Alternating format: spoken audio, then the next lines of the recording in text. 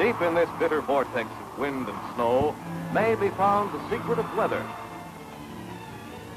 The Antarctic has been invaded by adventurous men several times.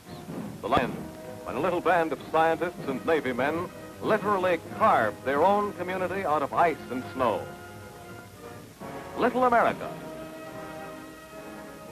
Under the guidance of Rear Admiral Richard E. Byrd, their organizer-in-chief, the group lived for a year and a half, defying the incredible cold of the long winter, when the temperature sometimes dropped to 70 degrees below zero.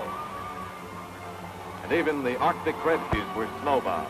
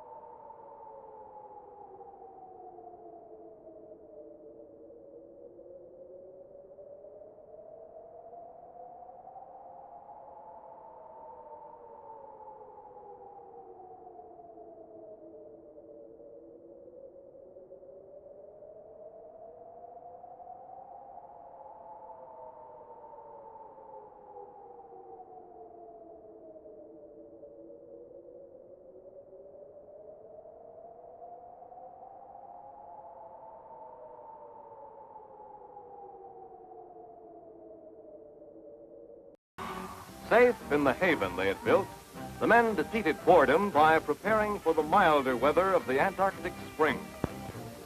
Went to work trying out new equipment,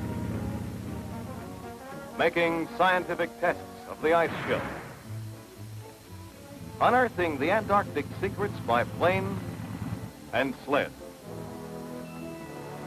boldly challenging the unknown, Like Byrd, who in 1935 lived a dangerous, solitary life completely isolated near the South Pole for 4.5 months. It was these pioneers, with their now outdated equipment, the obsolete planes, and old-fashioned whaling vessels, who blazed the way for Operation High Jump, the great expedition of 1946-47. Admiral Byrd was officer in charge of the project, while another polar veteran commanded Task Force 68, Rear Admiral Richard H. Cruzen. Under their command was an impressive armada of 13 ships, manned by 4,000 men, generously equipped with a variety of planes, ranging in size from great amphibian mariners to nimble bee-like helicopters, all specially prepared for cold weather flight.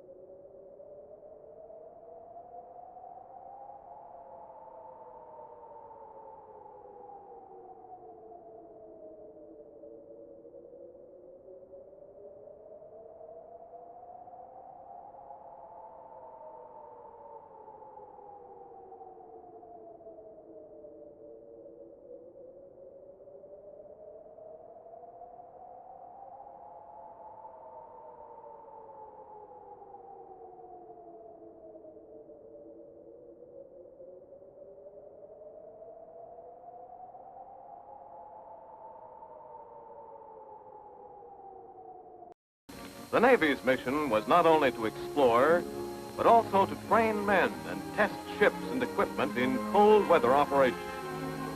There was radar to scan the icebergs, and racks of miraculous trimetragon cameras. When plane-borne, they would shoot the barren ice deserts from horizon to horizon. And there were dogs and sleds. For under extreme weather conditions, the oldest means of Antarctic transportation was still the most dependable. So selected huskies were sent to special kennels in New Hampshire for training, while craftsmen kept their fingers nimble for rigging sleds. It was all after exhaustiveness their final up and gave the signal to go. In December 1946, the first units slowly moved out to sea. Several of these men were veterans of previous expeditions. Yet the lure of the unknown had drawn them to volunteer again.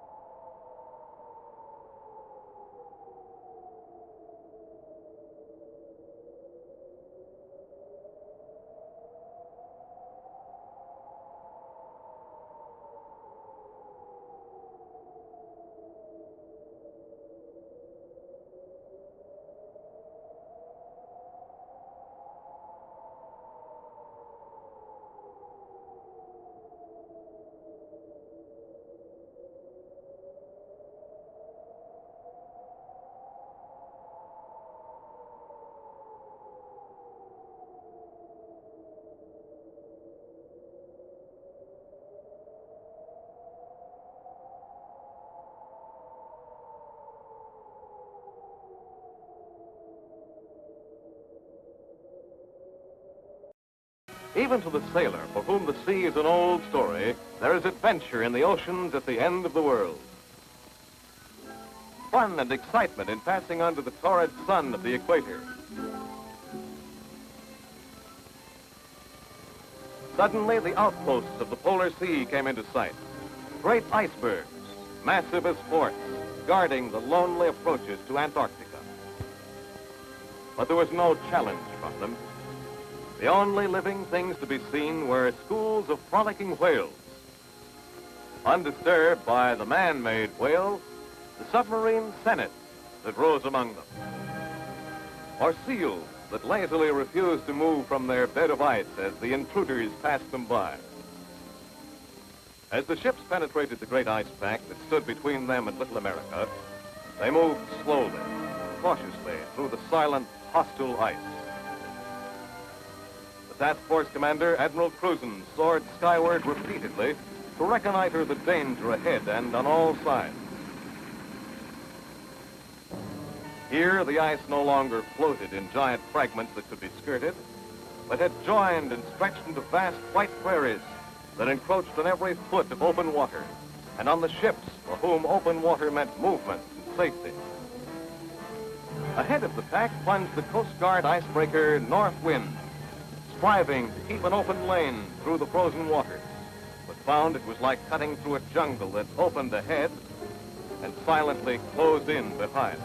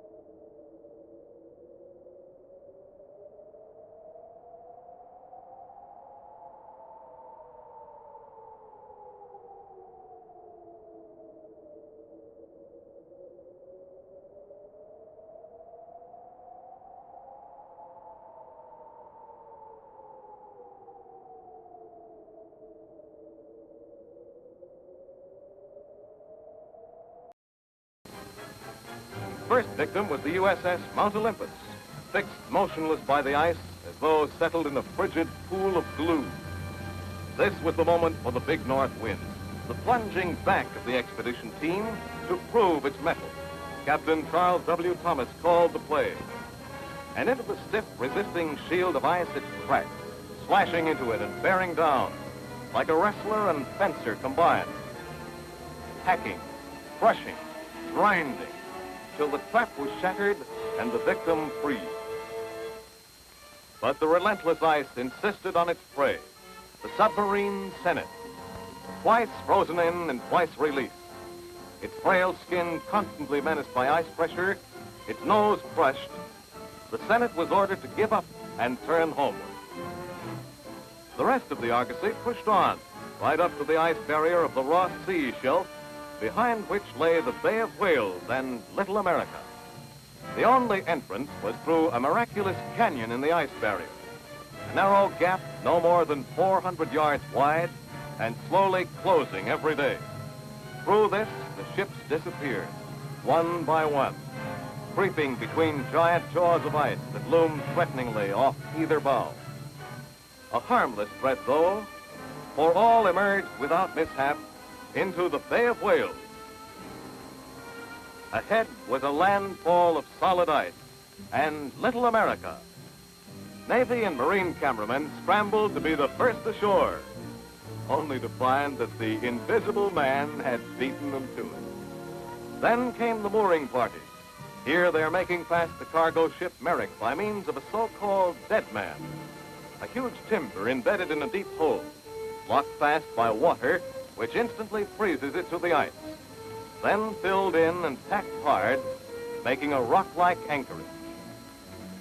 Another group negotiates for squatters' rights with the local landlords, who are, it seems, somewhat evasive, or maybe just cold to the idea of doing business. The most dramatic task of that first day falls to a small scouting party charged with looking into the permanent installations of Little America left behind in 1941. They are easily found. Although many blizzards have dropped their tons of snow on those buildings, the chimneys and ventilators still thrust above the snow, lonely guardians of the base. It's more difficult to locate an entrance. That elaborate detecting device, an old-fashioned shovel, is brought into play, and a way in is soon found.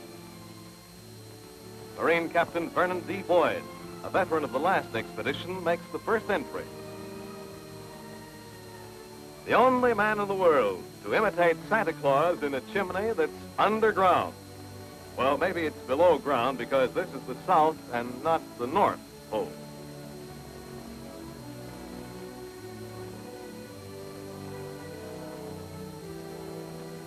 It is 6 years since a living thing has moved through that passage. When Captain Boyd disappears, the exploring party waits tensely for a sign from below. There it is, the signal that the main entrance has been discovered. Captain Boyd reappears to announce that the Antarctic's deep freezing has preserved everything perfectly. But the old camp is left untouched.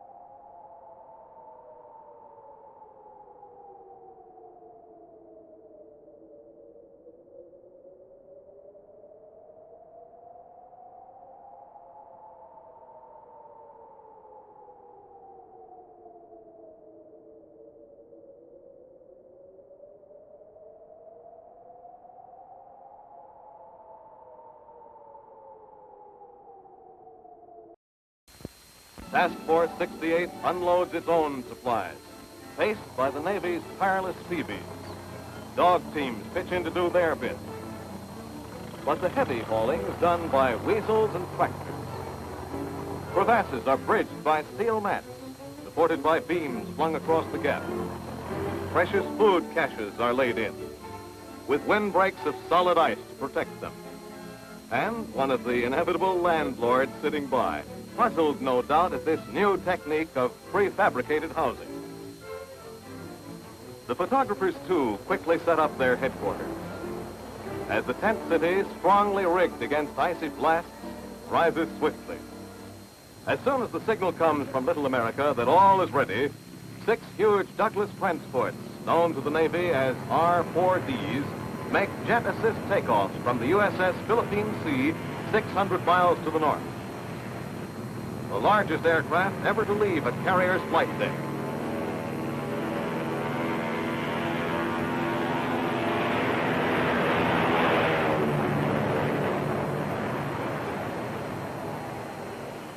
They come roaring onto a ready-made landing field at Little America. One of their passengers is Bird. He is greeted by Admiral Cruisins, who has landed with the shore party. There is a brief pause for the dedication of Little America number 4.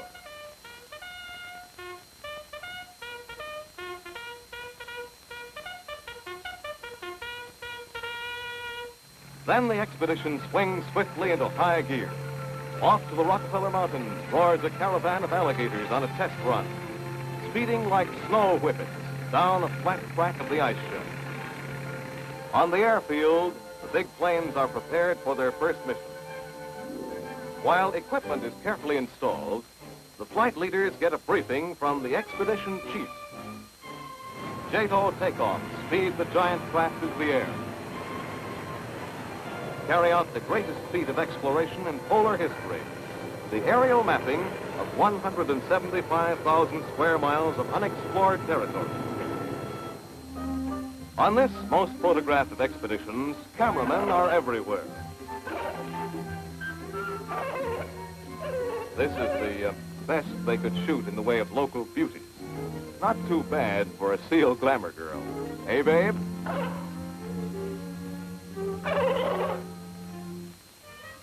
The expedition glamour boys, on the other hand, are the members of the underwater demolition team.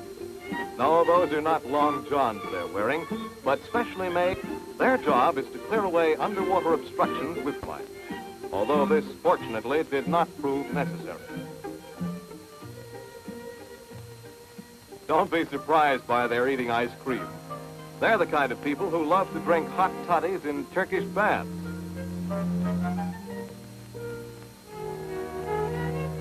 No, these fearless mermen's nothing. Except maybe for an iceberg such as this. Like an unwelcome weekend visitor, this big fellow suddenly slips into the bay of and comes knocking at the door of Little America. Its unwilling hosts quickly slip their moorings and give their visitor a wide berth. 1,000 miles away, the Eastern Group has an adventure when Captain Dufek, its commander, while crossing on a line between the USS Brownson and Pine Island, is suddenly pitched into the icy sea, where death by exposure can come in a matter of minutes.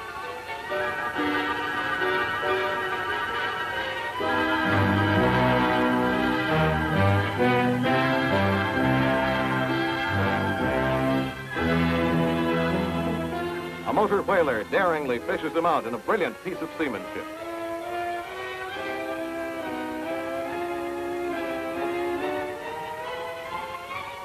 It is not an instant too soon. A little while longer in those terrifyingly icy waters, and Captain Dufek would have been beyond recovery.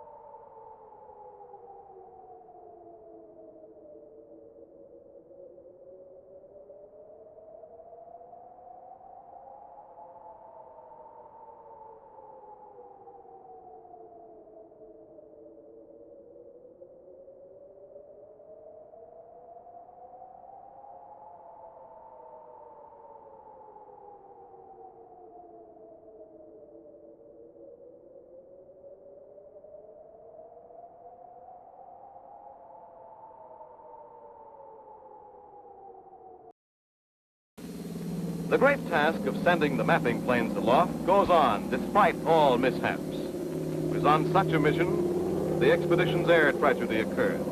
The crash of a mariner and death of 3 of its crew. Whenever the weather allowed, the great bird rose up into the brilliant sky of the midnight sun, soaring over empires of ice, fantastic continents of clouds, as they foraged for aerial pictures, bringing back a treasure rarer than precious metal in their aerial cameras. The work went swiftly, with only a little time to play on skis, or have another round of that endless filibuster with those gentlemen from the deep, deep south. The brief Antarctic summer was drawing to a close. Preparations were hurriedly made for departure. Otherwise, the rapidly forming winter ice would trap the expedition till the next spring. The R-4Ds stayed behind according to plan, but were left uncovered. The Antarctic air, dry and cold, would serve them indefinitely. As the planes disappeared from view, departing sailors and airmen had their last admiring look. In 2 months, the R-4Ds had outstripped the work of all previous expeditions. Not only had they mapped vast areas hitherto unseen by man, they had more clearly defined the coastline of Antarctica, discovered a new peak, Mount X-Ray, located a great new range of mountains 150 miles from the South Pole, discovered Land O'Lakes, a fantastic snow-free oasis in the ice desert. As Task Force 68 slowly made its hazardous way homeward, it knew that its job had been well done, that men and equipment had come through at high operating efficiency, that the frontiers of the unknown had been pushed back a bit more, and man had advanced another tiny step in his everlasting struggle to conquer nature.